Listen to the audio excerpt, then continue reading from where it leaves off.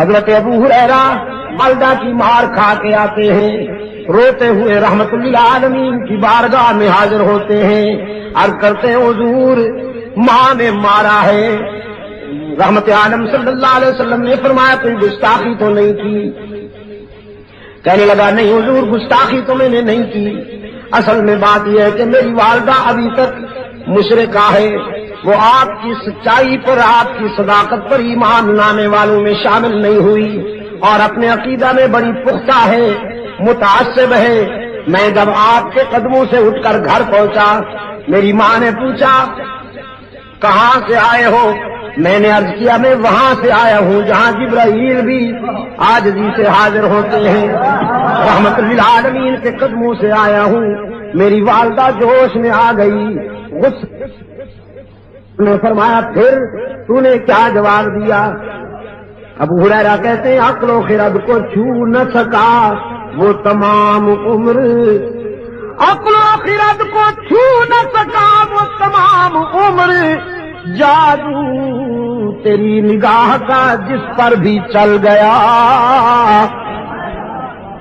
میں نے ماں سے کہہ دیا صرف تیرا گھر نہیں ساری دنیا کو چھوڑ دوں گا لیکن آمنہ کے لال کا دامن نہیں چھوڑوں گا، ساری دنیا کو چھوڑ دوں گا لیکن رحمت للعالمین کے قدموں سے جدا نہیں ہو سکوں گا۔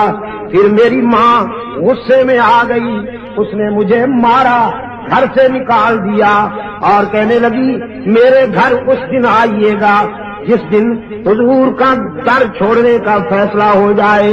رحمت عالم صلی اللہ علیہ وسلم نے فرمایا پھر یہاں کیوں آیا ہے روتا ہوا؟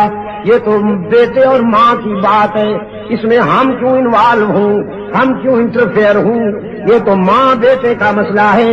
ابو ہریرہ نے عرض کیا آقا اس لیے حاضر ہوا ہوں کہ دینے والے سے مانگ لیجئے،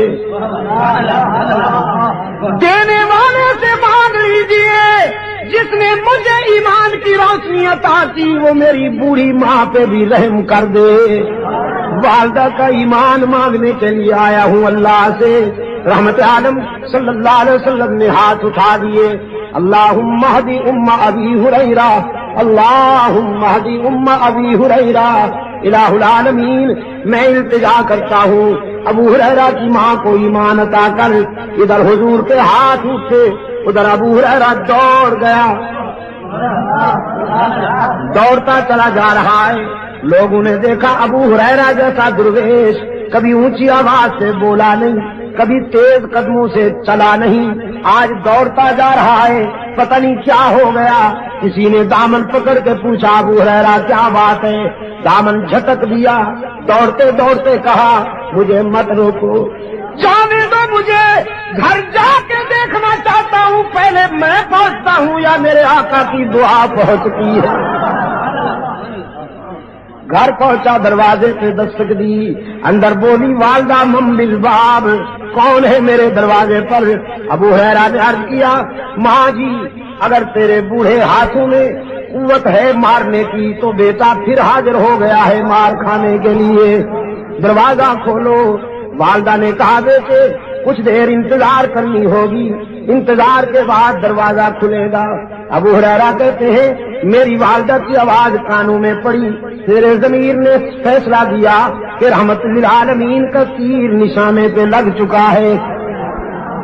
آواز میں کفر کی تلخی رخصت تھی، ایمان کی لذت کار فرما تھی۔ تھوڑی دیر کے بعد دروازہ کھلا، فرماتے میں نے غور سے دیکھا والدہ کے چہرے پر ایمان کا سورج طلوع ہو چکا تھا، سفید بالوں سے پانی ٹپک رہا تھا۔ میں نے پوچھا دیر سے دروازہ کھولا؟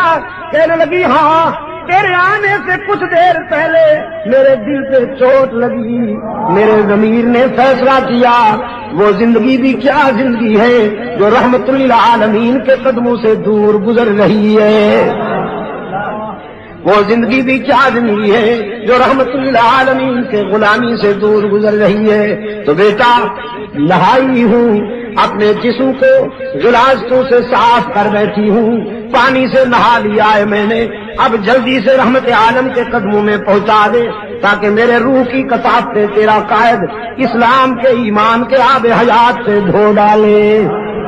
عقل و خرد کو چھو نہ سکا وہ تمام عمر، جادو تیری نگاہ کا جس پر بھی چل گیا۔